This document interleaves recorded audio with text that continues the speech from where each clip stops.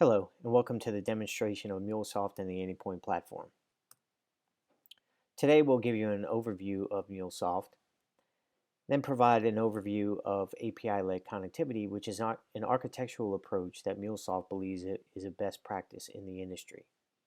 Then we'll introduce a demo scenario and then execute that demonstration. MuleSoft has been around since 2006. There are 600 plus employees worldwide. We have offices all across the globe. In 2015, we increased our growth by 101% year over year subscription bookings, and we have over 800 paying customers across the globe. A business goal is typically to connect assets to audiences. On the left-hand side, you see that we have our different assets, whether it's databases, off-the-shelf applications, or today, even SaaS applications. And we want to connect those to our customers, our partners, and our employees. The current approaches are the following. We can synchronize the data in the back end between all the different systems, and then create point-to-point connections between those different systems and our audience.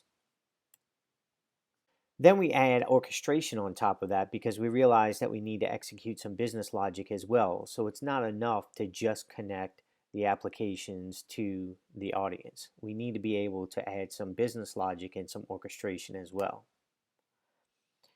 Then we started adding web services to the mix over the past few years. And what those web services allowed us to do is abstract away the systems behind the scenes from the audience. The audience no longer needed to connect directly to those systems. Unfortunately, what this type of architecture provides is a poor return on assets, very little reuse. It's a very brittle architecture. If we want to make a change to it, then what we have to do is end up rewiring those point-to-point connections and also possibly the web services that we've created. And what it amounts to is mounting technical debt within the architecture. IT teams are no longer able to innovate alongside the business. Instead, they're hitting the ceiling of their capacity to deliver, simply because they're trying to maintain the status quo. MuleSoft has a new approach to this connectivity, and it's called API-led. On the left-hand side, you see that traditional connectivity. It's still important. It's still something that you need to do. You need to have an integration layer. You may need to or want to put in a services layer so that you can abstract some of those systems behind the scenes. But what you're not able to do is this white space off on the right-hand side, and that's the innovation. Being able to deliver above and beyond the current capacity or increasing that capacity by taking away some of that technical debt. Gartner calls the traditional connectivity mode 1, but all the innovation happens in mode 2.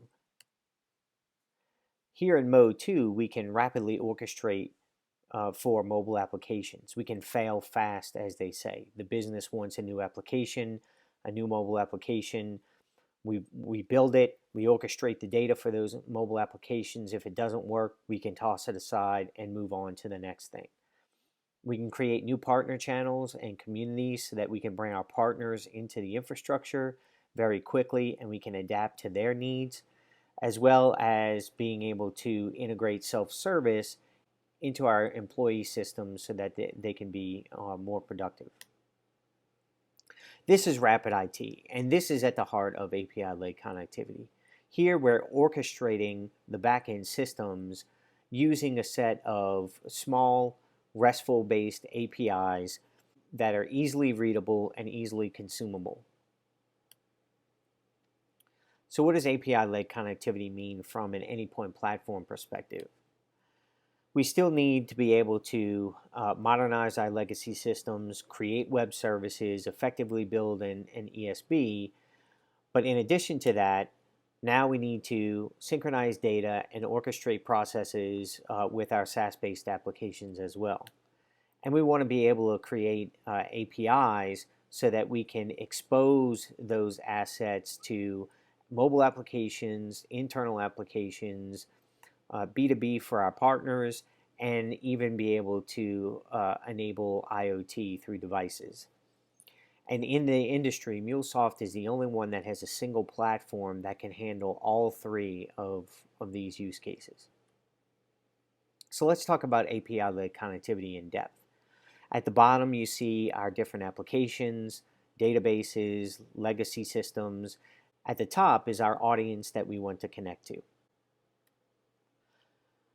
So what we want to be able to do with API-led connectivity is create a logical architecture of layers of APIs that have specific duties within that architecture. The first layer being system APIs. With system APIs, we want to hide away the assets underneath, provide access to those assets, but if we need to make a change to those assets, the consumers of those APIs don't need to worry about that. Secondly, we want to add some logic or some orchestration around those system APIs. And what we focus on here are the business processes or the logic that we want to execute. Now, those first two layers, we've done that in the past. Service-oriented architecture did that as well. Orchestrating of services, creating reusable assets, reusable APIs or services to connect our assets underneath. But they were always inward focused. They focused on the data assets themselves. We never actually focused on the audience and how the audience wants to consume that information. And that's why the mentality of build it and they will come did not work. Well, with this API-led connectivity approach, what we're doing is we're creating this third layer called the experience APIs.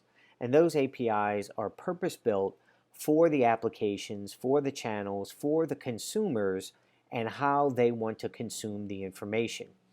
This is where we can very quickly fail fast in the environment. Now, this architectural approach is not just about the technology underneath. With this architectural approach, we can also separate the duties between the different IT organizations. For example, central IT typically understands or maintains the assets underneath. They can build the system APIs. The line of business IT or the business analyst, they understand how those business processes are supposed to be executed, and so they can create the process APIs. And finally, the application developers understand how the consumers want to consume. They're building the application that those consumers may use. They can also build the experience APIs that can be used to then tap into the rest of the architecture. And from a governance, management, and analytics perspective, we want to create a single pane of glass so that we can manage the APIs all through this logical architecture. MuleSoft is the only leader in all three Gartner Magic Quadrants for on-premise integration, integration platform as a service, as well as API management. In general, we're differentiated because we provide a single platform for connectivity. With the same platform, single design environment, single runtime environment, single management environment, you can do on-premise integration, you can do cloud integration, and you can do API management. MuleSoft also has about 140 plus different connectors so that we can connect to any number of applications or technologies.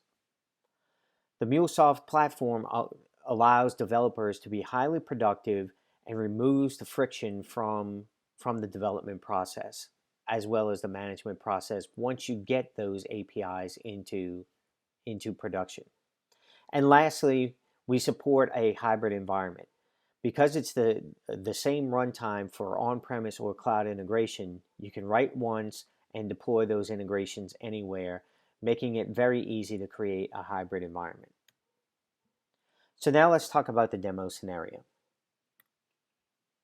It's a fictive case study where MuleSoft there's an ordering process for promotional gifts for conferences, for example. And we're going to break this demo up into two separate use cases. First, a current state use case, just to demonstrate how the current order process is automated using the Anypoint platform. Then what we'll do is we'll identify potential improvements specifically targeted around API-led connectivity.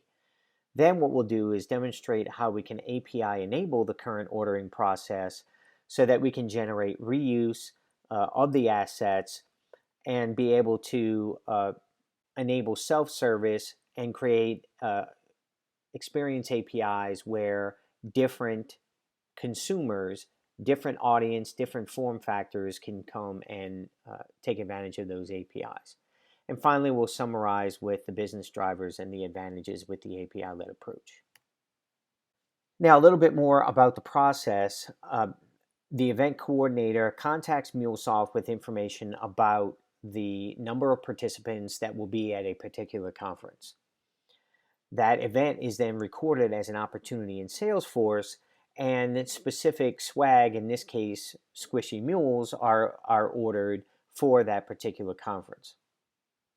Once that event has been scheduled and the opportunity is closed, then the order fulfillment process is triggered, and MuleSoft is the integration piece that's sitting in the middle that is talking to both Salesforce as well as the order fulfillment engine. So the process looks like this. The event coordinator calls up and says that we need a certain number of squishy mules. The employee at MuleSoft then enters the opportunity into Salesforce, and once it's closed won, that information is then sent to the integration engine, which calls the order fulfillment process, as well as stores information into a separate database. The data flow is such that once closed won occurs, the integration engine polls, grabs the updates from Salesforce, calls a web service to execute the order fulfillment process, and then utilizes the database connector to put the order information into the database. So now let's go ahead and demonstrate the current state. So here we have Salesforce, and I'm going to create a new opportunity, and I'll call this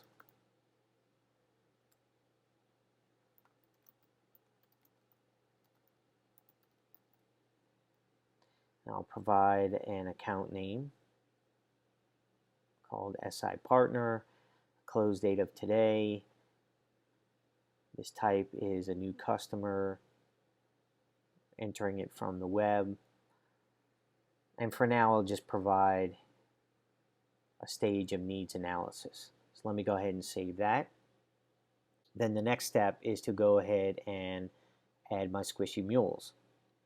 So I'll go ahead and pick the squishy mules, and let's say I want 200 of them to be delivered. So I'll save that. So now I'm ready to go ahead and kick the process off, and to do that, I'll make it closed won.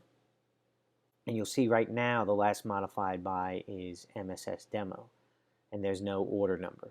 So now I'll go ahead and save that, give it a few seconds to run.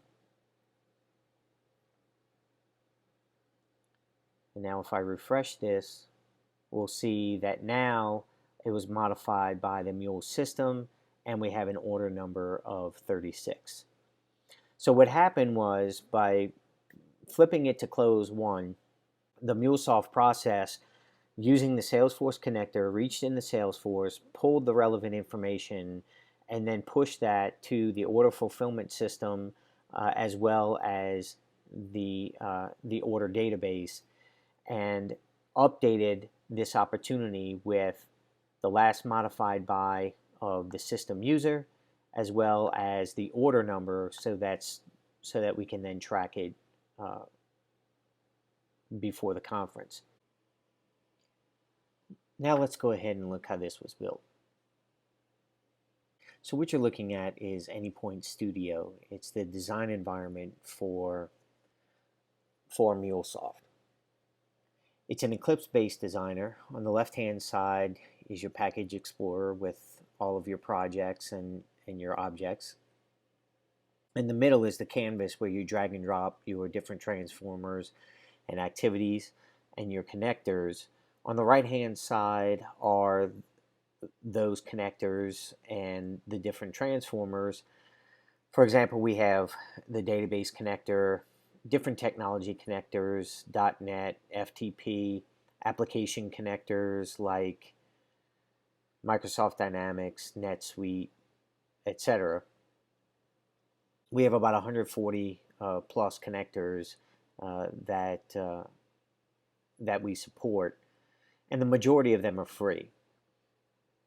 In addition to connectors, there are scopes which do different types of, uh, of processing.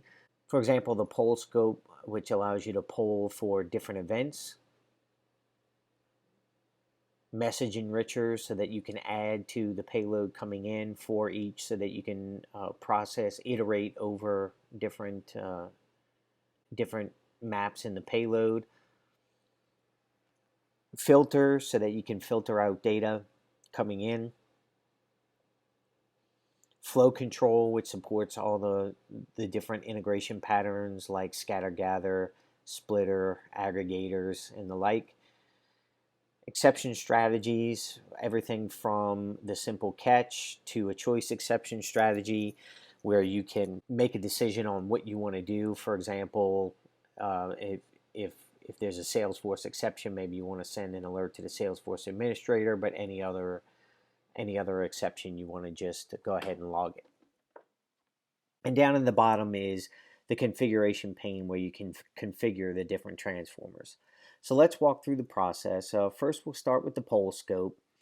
And as I mentioned before, the poll scope allows you to poll for different events. In this case, we have a schedule of about 10 seconds, where before the activities inside the poll scope will execute. But very importantly, we have the concept of the watermark. And with the watermark, you can store values in a variable and compare that to the query, in this case, the Salesforce query for the closed opportunities. So we'll take the maximum value from the last query of the last modified date and store it into the variable watermark. From there, if we look at the Salesforce activity, you can see that in the where clause, we're selecting opportunity information where the last modified date is greater than the value of the watermark variable. So this ensures that we're always going to get the latest changes coming from whatever the source of record is. So in the Salesforce connector, and for all the connectors, there's a connector configuration. So if I click on this here, you can see that we have connector configuration information. In this case, the username, password, security token, down to proxy settings if you need to do that. This is a notation for a property placeholder. So we're actually storing the username, password, and token separately from this configuration. And we'll talk about that a little bit more later. So I'll go ahead and just validate this configuration, and we're successfully connected to Salesforce, so we can go ahead and continue on. So we have the different operations that can be performed, quite a few of them from a Salesforce perspective, and then we can build the query here. I can either type it in, or I can just select it from the different objects and the filters. So moving on, after we select the opportunity, then we want to iterate over each of those opportunities records that come back, and that's what the for each scope is telling us that we'll do. First of all, I'm going to store some values into some key performance indicators that we can then surface later. In this case, I'm going to store the opportunity name and the opportunity ID. Then I'll log the payload. And then what I'll do is I'll send that opportunity record onto a VM queue. This is an internal queue, an asynchronous queue that allows us to process these records on multiple threads. The receiver or the listener on that internal queue is this retrieve record from queue right here. So this is the main processing here. First, what we'll do is store some values into a variable that we'll need later. In this case, the opportunity ID and the opportunity name. The next set of scopes here are message enrichers. Message enrichers allow us to take action and then store the results in a variable without modifying the payload, because we do want to keep that opportunity record and move that all the way through, but we need to get additional information, in this case contact information, as well as opportunity item information, in our case the products that we're sending out to the conference. So once we store that information, then we enter the scatter gatherer. So this is where we'll take that same payload and scatter that to multiple endpoints. Starting at the top, we have the insert into the database. So the database connector is configured just like the Salesforce connector, where we have a URL and a driver in this case. And then the operation, we'll do an insert, and then we provide the insert statement. And you can see that we're pulling the contact first name, last name, and country, and that was stored in this contact variable here in the message enricher. Once we're done, we'll get the identity or the key, the value, the ID that came back from that insert. Next, what we'll do is we'll send, we want to create the fulfillment order, and that's a web service call. So very similar to the other connectors, there's a configuration. In this case, that configuration is around the WSDL service port and the address. That address we're externalizing with property placeholders as well. And then we select the operation. So in this case, we're calling the order, and we're going to insert the order or send the order information to the web service to create the fulfillment. But the data coming in is Salesforce data, opportunity data, and we need to transform that into the XML that's expected by the web service. And you can see off on the right-hand side that the expected payload on the input into the web service is this XML order element with children, country, email, first name, last name, products.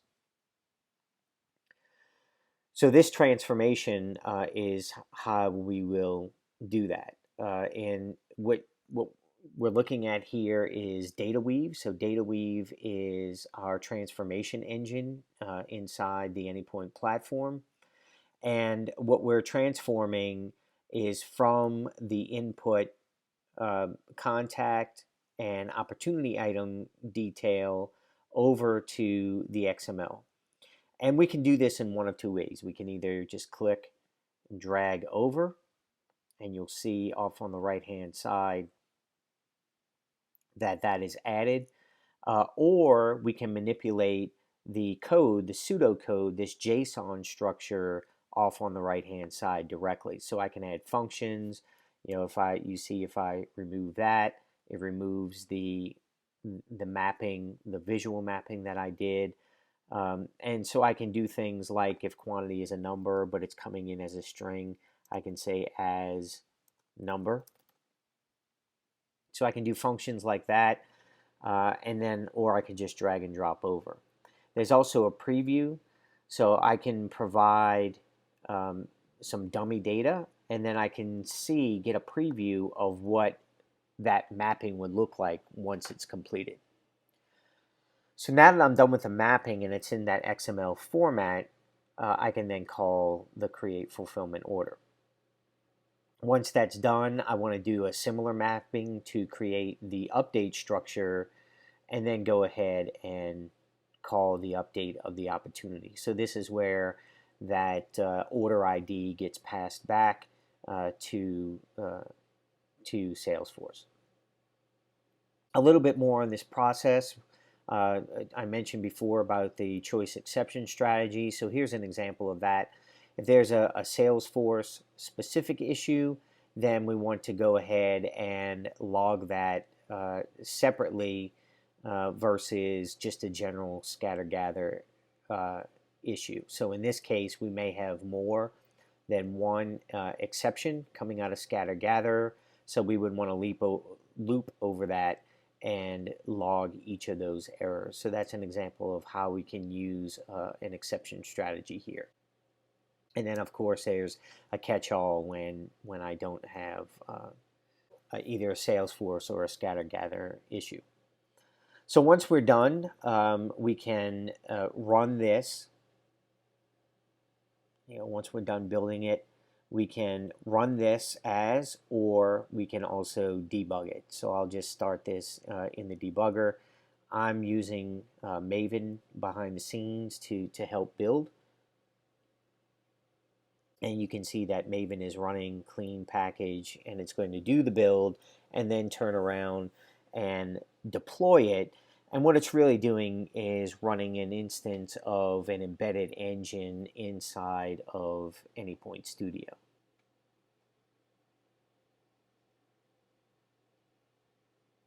And so if we look at the console, we can see that it's running. And if I were to make a change on the Salesforce side, we would see that picked up here. So let's go ahead and do that. So let me just, I'll just edit the existing one that we did, and I'll add a description. Save it. And you can see in our logger that we picked that up and we made a change. And back over here, if we do the refresh, you can see that the last modified is now our system user. So in debug mode, I can do things like set breakpoints. I can look at values. So I'll just toggle a breakpoint here. Go ahead and make another change. Save it. And you can see that we're now at the logger step. I can see the data coming in. I can look at the values of variables, inbound properties, outbound properties.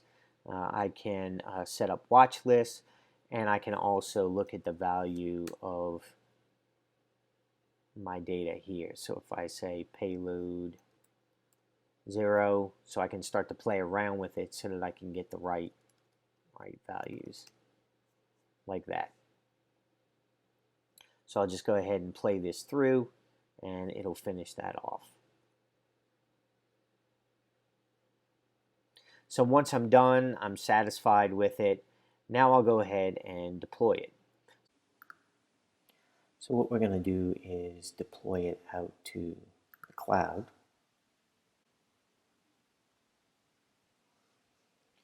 And we'll give it a name.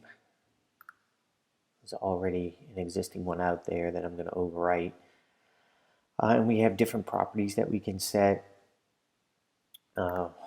With Insight, we'll be able to surface that business data that I mentioned before. What type of logging, if we need a static IP address, but we'll keep everything the same as it was before. We'll just go ahead and deploy. So you can see in the background here, Maven is performing our build, and once the build is successful, it will then go ahead and deploy out to the cloud. So now what I've done is I've flipped over to the browser, the Cloud Hub Manager, and to watch it finish deploying. So here is the application we just deployed. Here's the zip file that was uploaded, so we can see information about that. If I click on Manage Application, you can see the settings that I chose.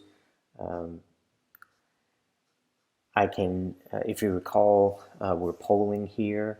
So one of the features within this user interface is that I can force it to run. I can change the schedule. I can disable it completely. So if every 10 seconds, I may set this to every minute, But then if I need to force it to run, I can click run now, or if I need to change it to every 10 seconds because maybe there's some usage increase, something like that, I can do that. In application data, remember the watermark, so we're storing that watermark here for use in subsequent flows or executions of the flow. I can create alerts here, and with these alerts, I can send emails. I can send it on specific events if the worker is not responding. I can do it on any application or the current application. So maybe I'll say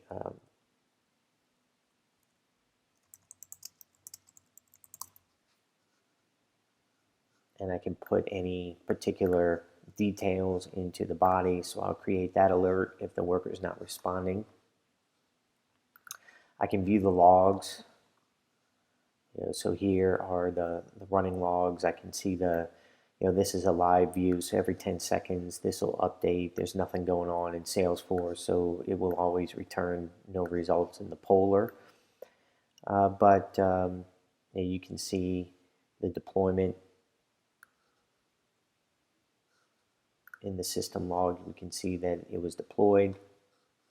So we can view the logs directly in here. And then Insight is what allows us to surface that business data. So if I look at each run, it just ends at the poller. But maybe, if I do a search and say that maybe order ID is 1, I can see previous runs where there was an order ID of 1, and I can see the details of that coming through. So I can see that the opportunity was closed. We surfaced some business data, the opportunity ID, the order was created, the Salesforce opportunity was updated. So I can track from a holistic transactional perspective, what, how this particular execution behaved. And then if I need to look at some details, if I click the logs here, it'll go straight to that run, and I can see the details of the logs for that run. If I go back to Insight, I can also drill down on particular times just by clicking through here, clicking and dragging here. I can look at some runs at particular times. And then finally, the dashboard gives us that the basic sort of information, number of messages that have come through, CPU utilization, memory over the last hour, last 24 hours, and then the last week. Okay, so what we've seen so far is how we can solve that use case with the MuleSoft integration. But in our business, that integration doesn't give us a lot of reuse. It's a left to right process. We wait for changes to happen in Salesforce. We collect those changes, then we either update the database or send it to the auto fulfillment, and then we turn around and update Salesforce. It's very much a left to right process. There's not a lot of reuse out of any of those connectivity pieces or any of the processing. And what happens if the business comes to us and says they want to enable additional channels? They want to be able to open this up to mobile. Maybe instead of just Salesforce creating opportunities there, maybe we want to have a mobile application where we can create the orders. What if we want to put this in the hands of the event coordinators themselves and allow our partners to create those orders? And then we want to improve operational visibility because we want to be able to track this all the way through and be able to modify or work on specific issues at different points in the process instead of having to track it from left to right every single time. And from an IT perspective, what that means is that we want to enable web, mobile, and B2B self-service onboarding or creation of these orders and then have end-to-end monitoring. And the way we can do that is through APIs. What that means is that we have different channels, as I described. MuleSoft is still the hub, it's still the center, but now instead of creating an opportunity in Salesforce and then it goes into MuleSoft, the integration flow, and then to order fulfillment in the database, we want to turn these into APIs. So now an opportunity can be created in Salesforce. A system API grabs that opportunity record and then invokes an API, a process API that actually calls the web service to the fulfillment order, calls the database connector to put the order in the database. And then by doing that, we can reuse these different components and open up other channels such as mobile. And then we can apply policies, analytics, collect metrics on those APIs so we can see who's using it, where are they coming from, and what faults, what errors, what policy violations have occurred. And what we're going to use to create those APIs, the specifications, is RAML. RAML stands for RESTful API Modeling Language. It's a very clear, precise, succinct way of designing RESTful APIs. One of its major benefits is that it's easily consumable, easily readable by humans and machines. And what it allows us to do is take a contract first approach to designing these APIs. Once I have a well-defined contract, I can turn around to the developer who will implement the API, hand that person a contract, as well as to the mobile application developer or the consumer of that API, so that they will know how this API should behave. So now let's demonstrate the future state, what this would look like. We want to start with a contract first. So what we'll do is build the RAML file that is the API specification that we'll then use in our implementation.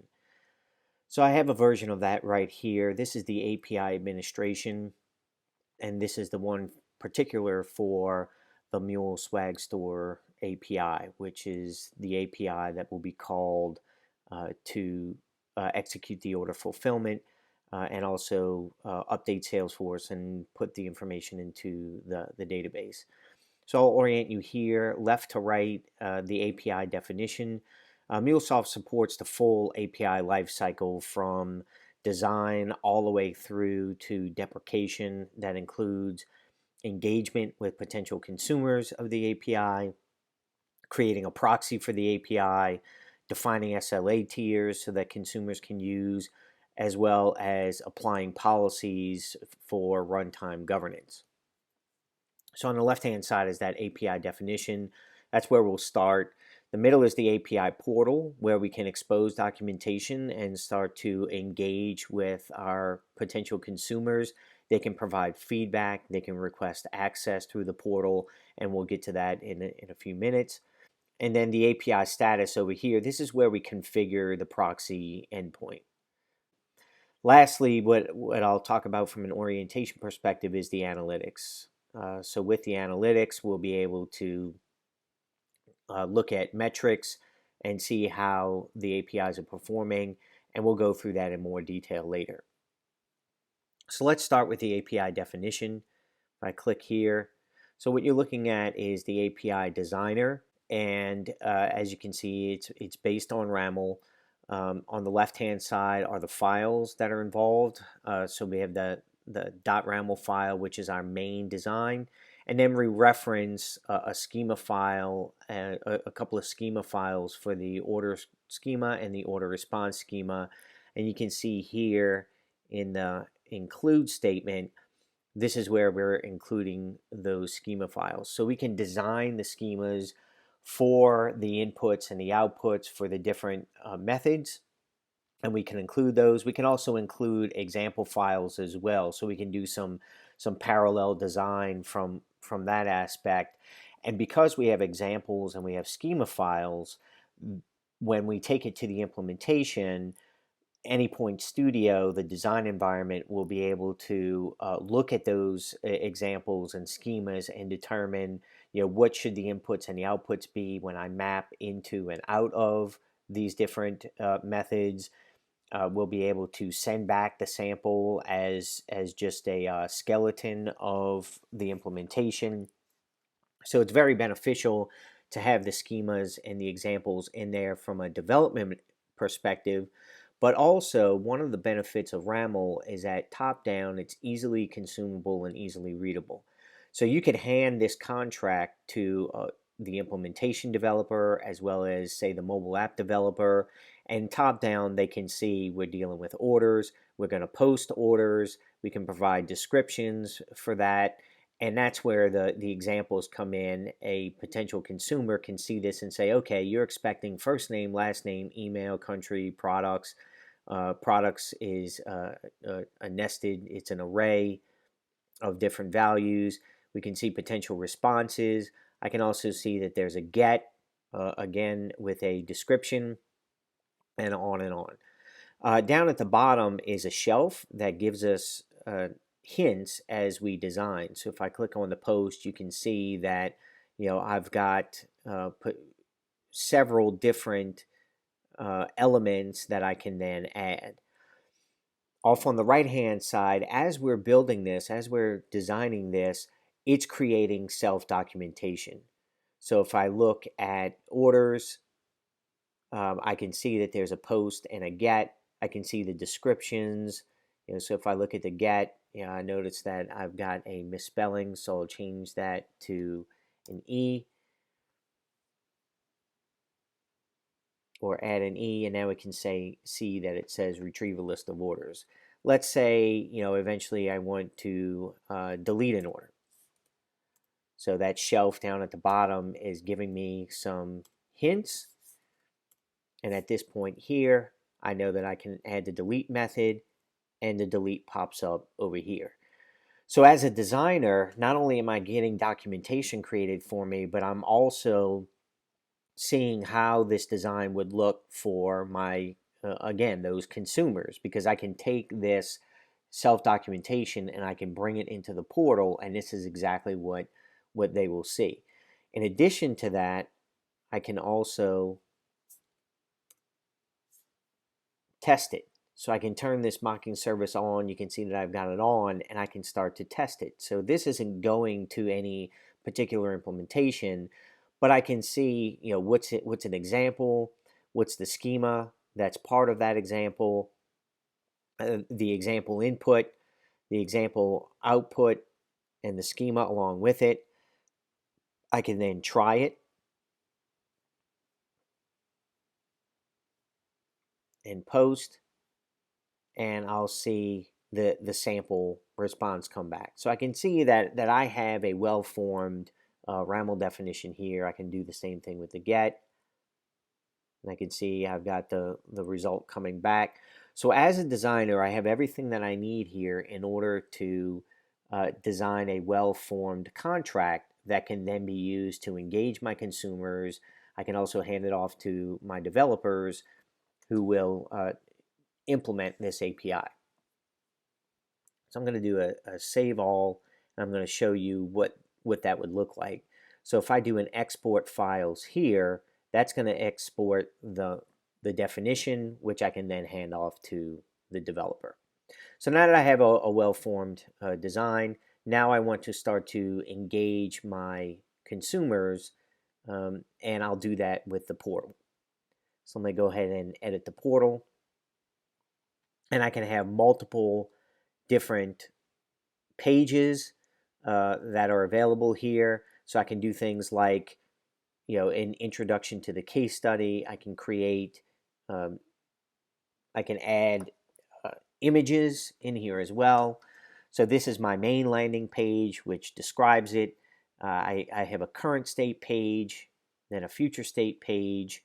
So these are all pages that I can add. I can add text, I can add images, etc.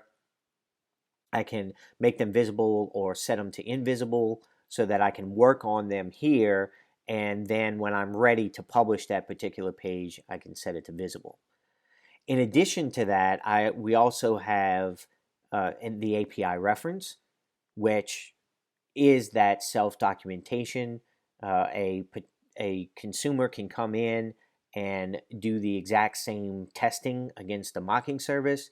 They can download the API definition so that they can start developing against it.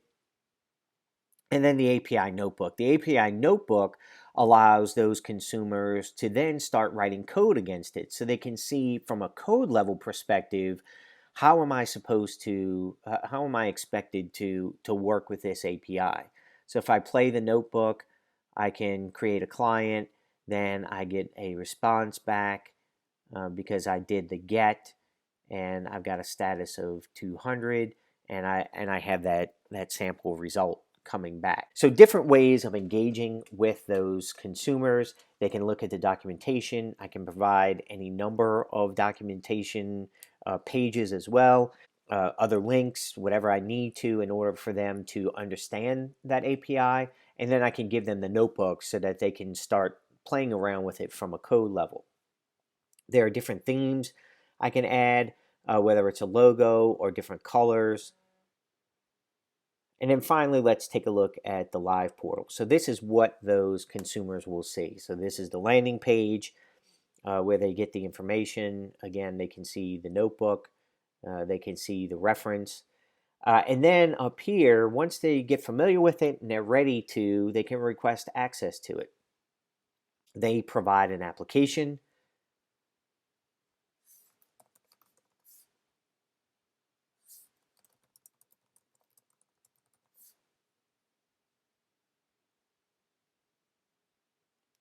I have an SLA tier already designed, which is 1 per second. They pick their SLA tier and then request access. And that mobile developer or consumer will receive a client ID and a secret. And that client ID and secret are used to, we can apply a policy that says that a client ID and secret must be provided so we can track exactly which applications are hitting our API. So let's go back to the management of the API and let's see what that looks like on the API side of it, on the management side of it. So now I have an application here called My App. It's the current SLA is the SLA tiers trial. The status is approved. I can revoke that. I can see details of that. You know, who comes in, you know, who's the owner of that application, what the client ID is, any URLs to the application, and then some timings on when it was submitted, approved, rejected, revoked, so that I have a paper trail. So notice that this was automatically approved. If I go into the SLA tiers, so I have a trial SLA, and that is automatically approved. But let's add another one, and let's call this one, you know, the platinum tier. And you know, for the high-end consumers, maybe we'll productize this, we'll monetize it so that if you're in trial, you can hit 1 per second, 1 per minute, whatever it was. But for our high-end consumers, we're going to make it a manual approval because they're going to end up paying for this. And for them, they can do 1,000 requests per second, and we'll add that. So now any consumer who wants to be on the platinum tier needs to be manually approved. And we would see that approval here, and or in the application, we will be able to approve, reject, and then subsequently revoke. So that's how the SLA tiers work along with the applications. Now let's look at the policies.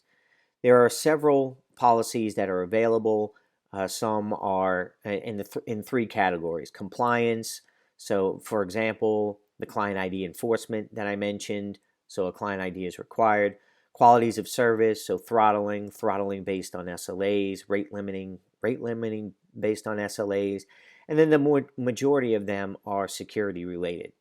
Everything from basic authentication, IP blacklisting and whitelisting, all the way to utilizing OAuth as a for security, XML threat protection, LDAP, JSON threat protection, and you can always create a custom policy as well if none of these satisfies your needs. So now that I've designed my policies, I've got SLA tiers, applications coming in, I've engaged. Now I'm ready to do the implementation. And to do that implementation, as I did before, I download the zip file and then I take it over to Anypoint Studio for the implementation. Now, once I have that downloaded, back in Anypoint Studio, I can say File, New Mule Project, and we'll give it a name. We're going to go ahead and use Maven again. And this time I'm going to check Add API Kit Components. And when I say finish, what it's doing is it will create the scaffold for the implementation of the API. So we'll give that a few seconds.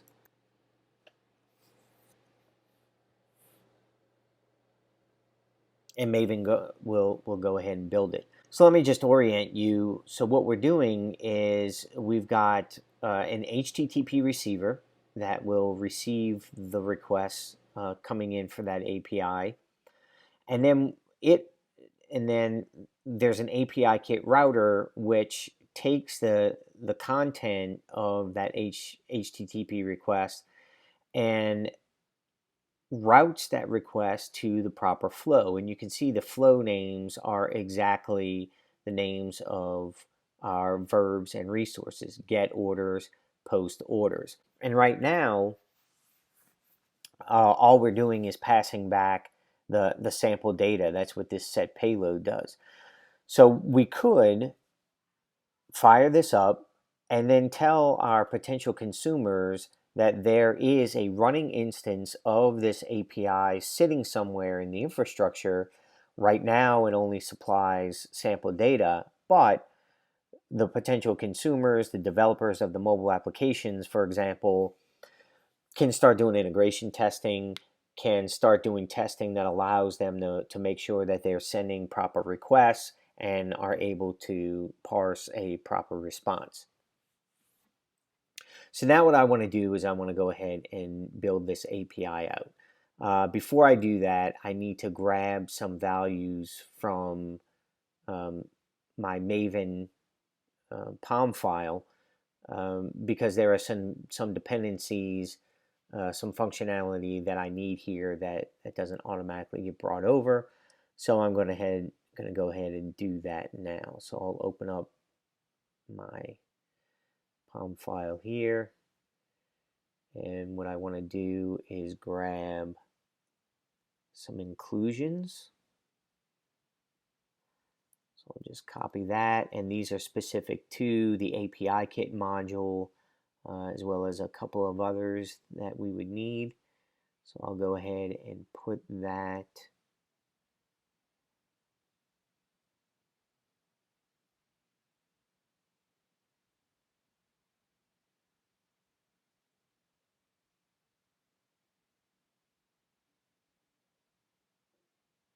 here.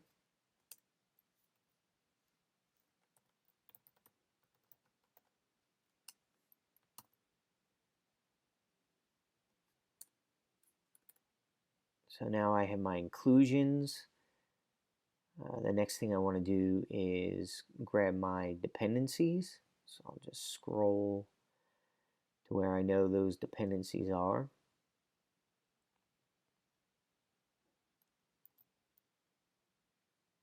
And then I'll add them at the bottom of my dependency elements here. Save all that.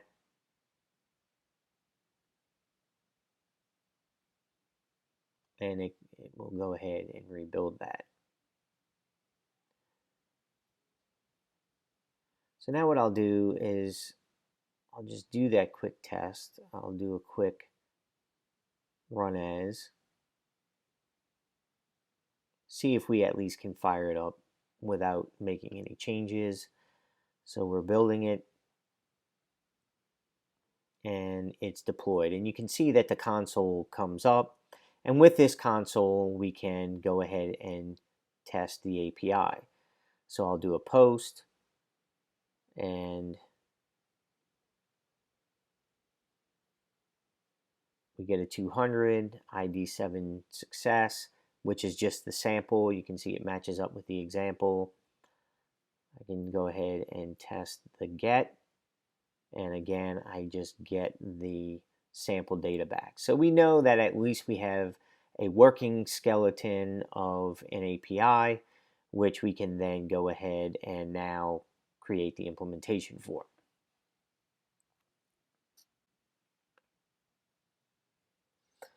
So what I want to do is copy some sections from our original project. The first thing I'm going to do is copy the mock soap service. I'll just go ahead and copy that and paste that here. So now I have that. The next thing I want to do is I've got, if you recall, I had some property placeholders for my application properties or for my connections. So I'm just going to go ahead and grab that and paste that over. So now I've got the connection information.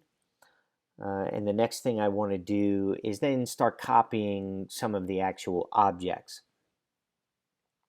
But one of the interesting things is that about Anypoint Studio is that I've got this graphical view, and we've been working in this graphical view for up until now. But there's also a configuration XML view. So this XML directly reflects the graphical objects here to the point where if I were to make a change, so let's say I come up here and I change this this for each, and I'll get rid of the H. And if I flip back over to message flow, you can see the H is gone. So if any change that I make in the XML, it gets reflected in the graphical view and vice versa. So what this really, where it's really beneficial is now I can start copying and pasting out of the XML and dropping it into the XML of my API. Because I'm basically doing the same functionality. It's just going to be in an API. So the first thing I want to do is I'm going to copy some of the connection elements, the connector configuration elements, and I'll just drop that. So now if I go to global elements, you can see now I've got those connection elements. The next thing I want to do is everything within the scatter gather, because that's really where the work is done in terms of the post. So everything inside the scatter gather, I'm going to copy that, and I am going to paste that into my post right after the set payload. And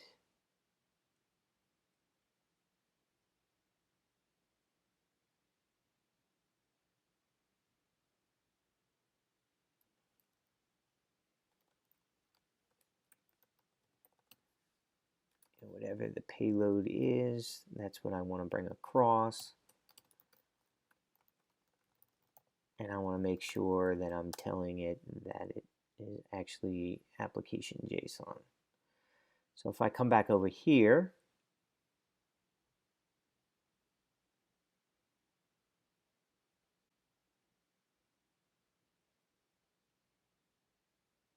you can see that now I have all of that scatter gather scope or flow control in my new API. Next, I need to grab a few resources that were used. So in source main resources, I've got some folders here. I'm just going to copy that and then paste it into the source main resources here. Okay. Now, if I tried to run this, it would fail because before I had the data in a Salesforce structure, but now it's going to come in as JSON. So I need to do some additional transformation to get it from JSON to what the database expects and JSON to the XML that the web service expects. So the first thing I want to do is add a transformation before the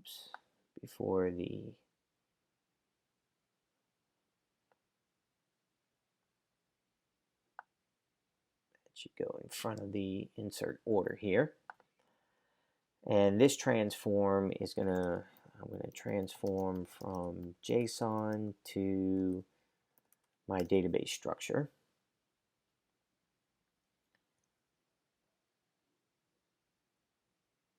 And in this case, all I'm going to do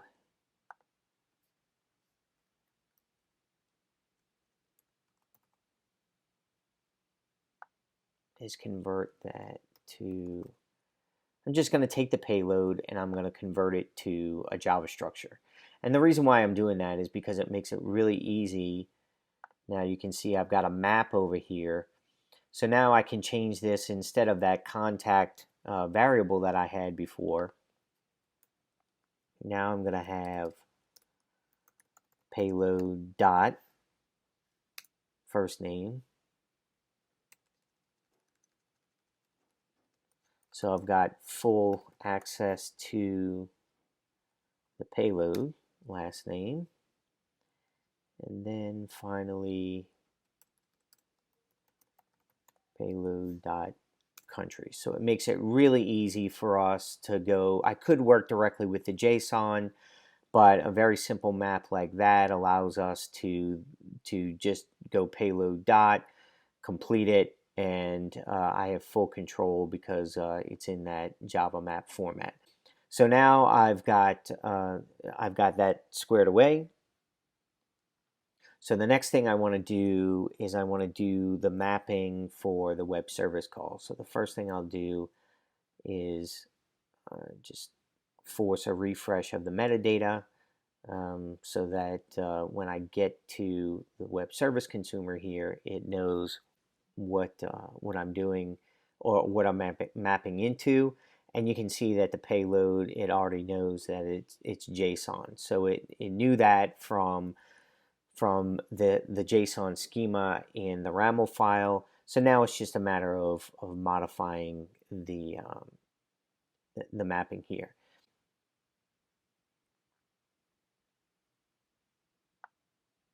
So what I'll do is just go ahead and remove everything there, and then it just becomes a very simple mapping exercise. Last name to email, country to country, and it fills all that in. Here, instead of flow variable, it's actually going to be payload dot products. So I can either drag and drop, as you saw me do the mapping there before, or I can manipulate the pseudocode and I've got the same completeness as before with the dot notation. So I'm happy with the mapping there. The next thing I want to do is add a transform outside of the scatter gather, because now I need to transform into the JSON output. So this is transform to JSON output. Okay.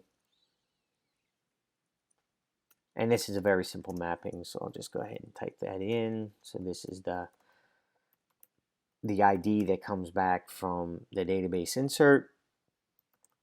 And just for the sake of this, I'll just put a string for success because we know it's always going to be successful. Then the next thing I want to do is implement the get. So I'll go ahead and remove the set payload this time. Take my database connector and bring that over. And in this case, we're doing a query or select. And very simply, we will select every order.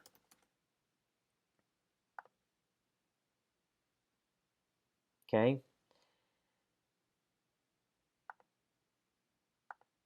And we can see what the actual output should look like.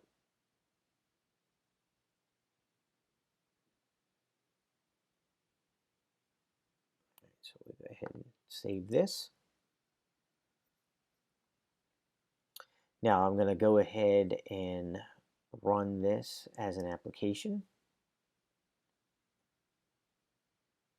And again, Maven is going to build it for us, and then it will do a deployment to the embedded engine.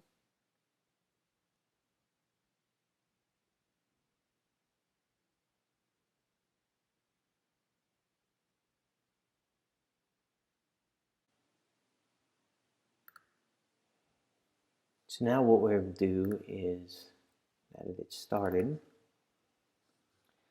we'll run a post and go ahead and test out this API. And we can see that we've posted it. Now this time, instead of the sample, we're getting a different value coming back. So I'll send another one, and we see another one coming back. So now if I do a get, I should see those come through, and sure enough, I see 6 and 7 among some others that are already in the database. So now that we know that this works, we'll just go ahead and stop this. Now the next thing that I want to do is create the consumer. So if we go back to our original process, we polled for changes in Salesforce, and then once we did that, then we actually did the insert, and then called the fulfillment service. So we need to implement this part here where we poll for the changes in Salesforce. So what I'm going to do is create another new project. I will call this MSS order consumer. We'll use Maven again, but this time we're not exposing this as an API. We're actually going to call that other API. So I can just finish this here, and now it's going to build that process for me, or that project. And so now I have this project. And the first thing I want to do is I'm going to copy our original project. So I'm just going to take that and make the proper changes to it. So I'll copy that, paste it down here. And then I'm going to get rid of the default configuration file that it creates for me. The next thing I want to do is, just like with that other project, I'll copy over the properties.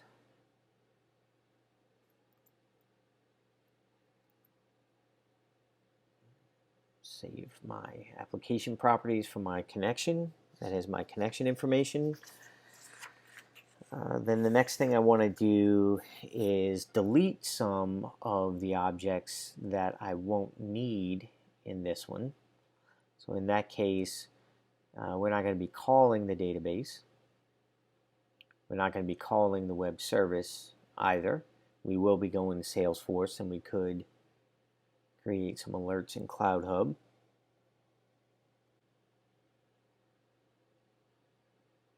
And now what I want to do is get rid of everything inside the scatter gather, because if you remember, this is now being handled by that API. So all of that is now gone. And I'm going to put in a placeholder here. So this is where I will invoke my web service. So I could, in the properties of this HTTP call, I'm going to need that connector configuration, and I could provide a URL to the RAML location. But what I'm going to do here, since it's all in the same package explorer here, I'm just going to copy the relevant API files from the API that I just built, and I'm going to go ahead and paste it in the API directory here. So now when I go to this connector configuration, I can just browse to the RAML file. It finds it in the project, reads it, and now I'm just going to make the changes to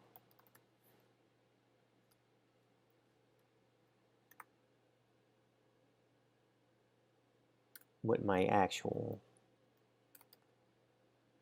API is. So we'll do that. You can see it's filling in. It filled in the path, which is orders. So that's my resource. And I'm going to do a post. And this will be invoke order fulfillment post. We'll go ahead and save that. So now what I want to do is add a transform message, because what we're doing here is everything in front of this transform message is all in Salesforce. If you remember, we're getting the contact here. Just going to refresh the metadata so that DataSense will kick in and it will automatically grab that, so that when I come back to the transform message, now it has all the information that I need. So this is transform from Salesforce to JSON.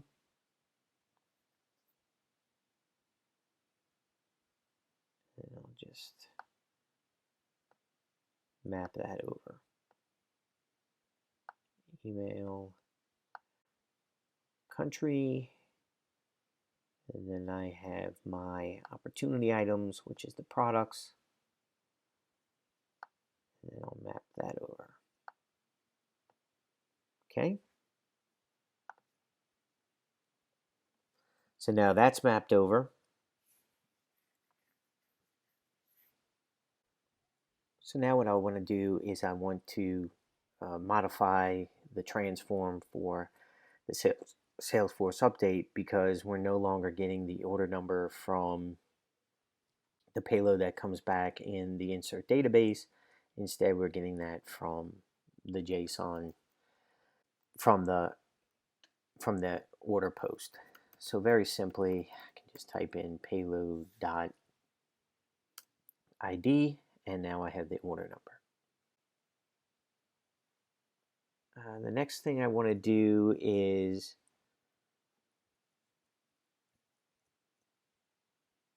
I'm going to take the order ID.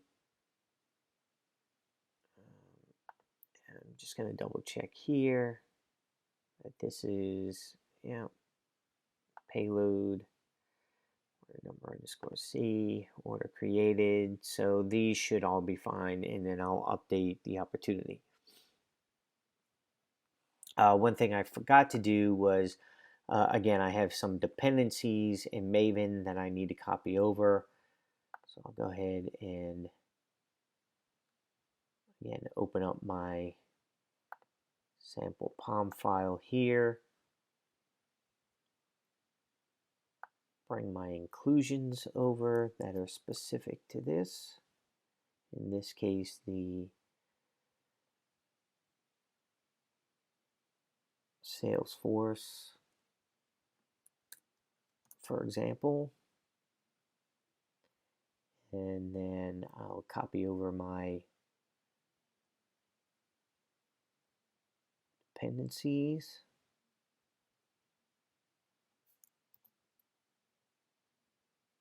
And add those to the bottom of my dependency list. So now we should have our dependencies squared away. Go ahead and let Maven build that. Okay. Now we should be able to run this. But what I want to do is, instead of just running that standalone, I'm going to run it with a configure, and I'm going to pick both the order API and the order consumer. That way I actually have something that I can call.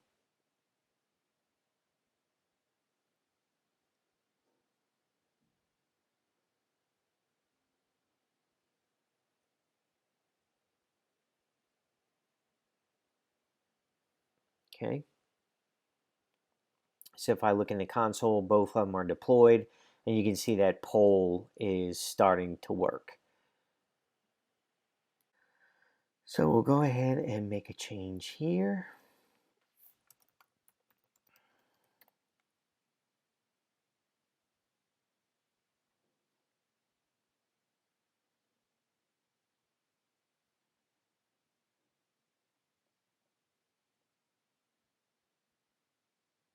And we see that we've made the update, or at least logged it. So let's go ahead and check.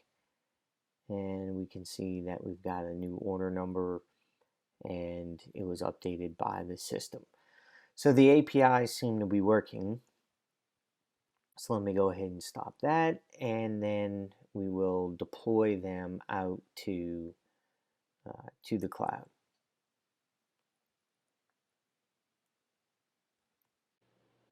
Okay, so the first one I want to deploy is the actual API. Since the consumer uses the API or invokes the API, I want to have the API out there first.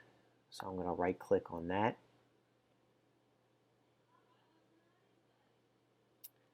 And say deploy out to the cloud. Okay, again, I've already have a name for it. I already have an existing application out there. So I'll go ahead and deploy that. Maven is creating our build.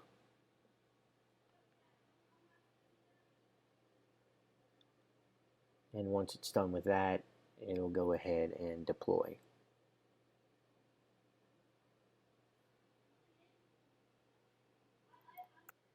Okay, so I'm back in the console, the Management Center console, and we can see that this API has been deployed.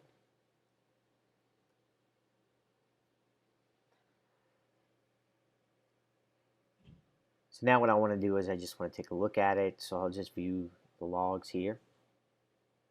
And we can see that the application started. But as I scroll up in the logs, I'll be able to see the API Kit console URL. So directly in the logs, I can grab that URL, paste it into my browser, and now I can run the same tests that I did from the API Kit console inside of Studio. So first we'll do a post, see if that works.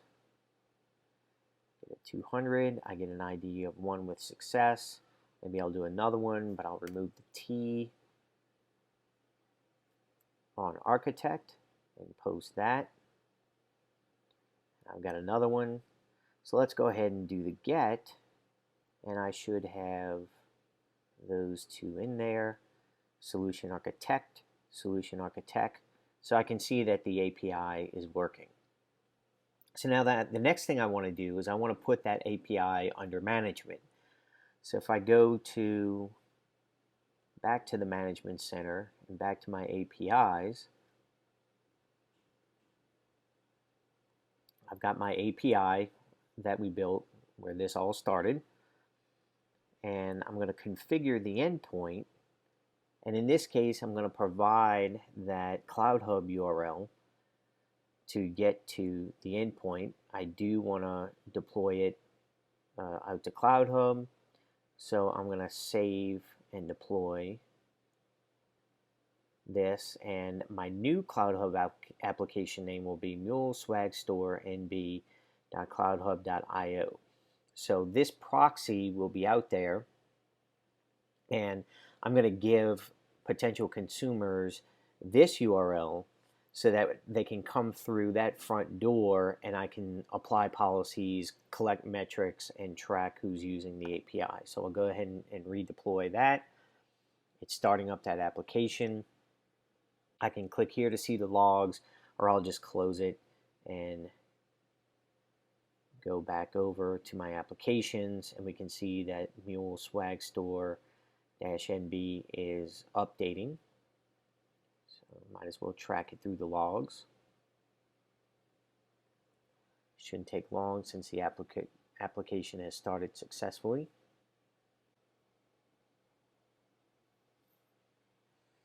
And there it is, the application has started, and it tells us that it's successfully started with 0 downtime. It's been launched and the old version has been stopped. So now if I go back to my application, this is the new app URL right here. So I'll click on that. It should tell me resource not found because I need to provide a resource, whether it's console or orders or whatever. So now I'll just do a simple get. Now this is rerouting through the proxy into the actual API implementation, and you can see I'm getting that same solution architect and architect. So now what I can do is I can put this under management. So if I go back to the APIs, and I have an active gateway out there running, so now I can do things like apply a policy. So maybe I'll just do a rate limiting policy. I'll say 3 requests per minute max. Apply that. Now the API manager is telling the gateway, okay, now we have a new policy that you need to apply. So let me flip back over to the API console.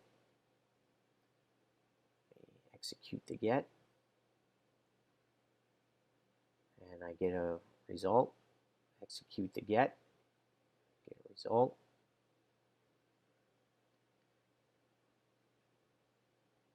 And this 4th time it tells me API calls exceeded. So in real time, as you know, call it a hot deployment if you want, but we're pushing out that policy.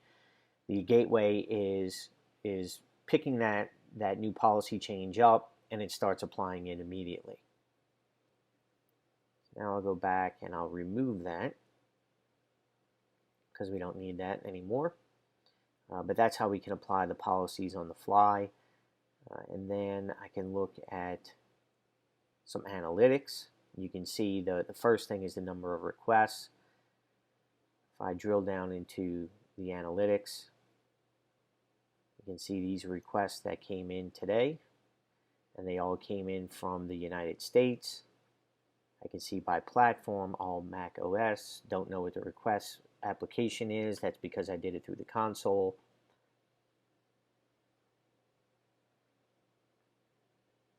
I can create a custom dashboard if I want. Create a chart, and for the Mule Swag Store, and number of requests in minutes. Give it a title.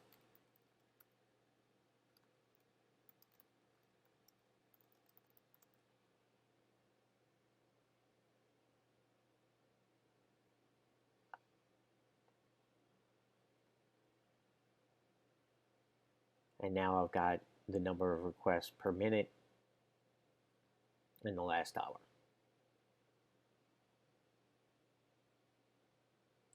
So now we have our API working. We've got it under management. We're collecting metrics. Now we want to deploy the consumer out there so that the consumer can start calling the API. So I'll go back to Studio. Now the important thing is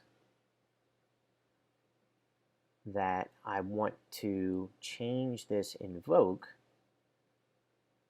because we're really invoking the Mule Swag Store API.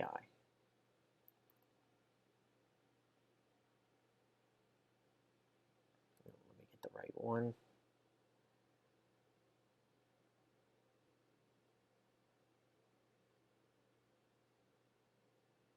We want this one here. We want to use the proxy.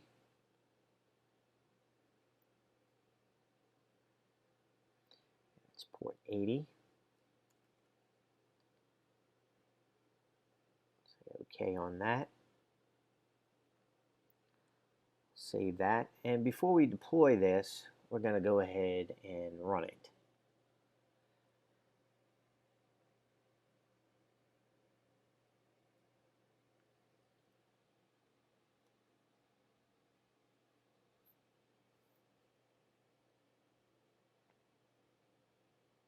This is just a smoke test to make sure that we're connecting up to that gateway before we go ahead and deploy it. So if I look in the console, I can see it's working.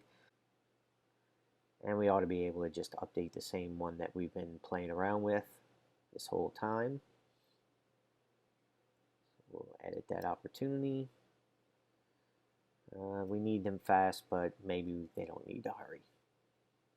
Save that. MSS demo.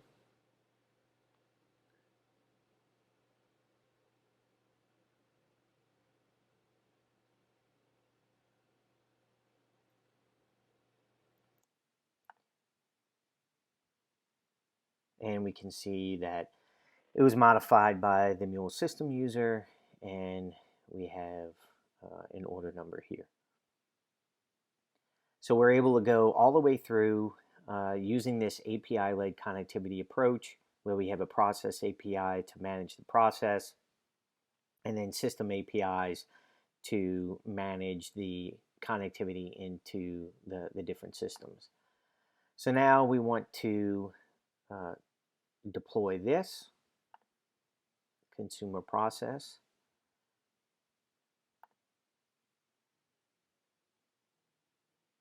I'll deploy that out to the cloud as well.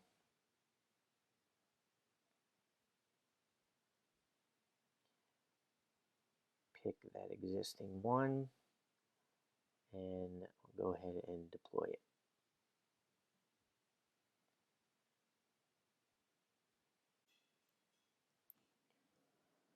So back in Management Center, we see that it's deploying. So we'll just peek into that.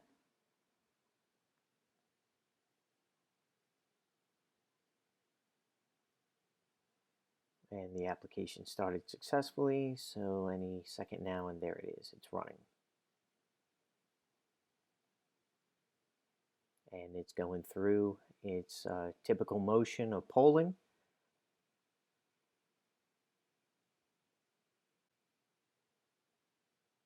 And so our application is up and running. Now we have all three applications. We've got the consumer, which will retrieve the changes from Salesforce. We have the API, which is called and manages the connectivity to the backend systems. And then we have the proxy, which is the front end piece that allows us to track the API calls, whether it's coming from the consumer application or if it's coming from a browser or a mobile device. We simulated that using the API console. So the current state was tightly coupled. It was a left to right process, very limited reuse. It was for that one use case of opportunities to order fulfillment to an order database, and there was no self-serve option. The only way to get into it was through the Salesforce user interface. The future state, now that it's API enabled, now that we're using the API-led approach, we broke up that coupling so that we've got different APIs, system APIs, and process APIs. And the next step would be to build an experience API for that mobile channel, for example. Today we just use the API Kit console, but the point is that we now have multiple channels, multiple ways that we can get into the same functionality, which means we've got reuse. The API itself is documented. We can secure it. We can apply policies to it. We can engage our potential consumers. And now we've got a set of APIs that can then be used, leveraged across the infrastructure. So thank you for your time today. You can find more information about MuleSoft and API-led connectivity at our website, www.mulesoft.com. Thank you very much.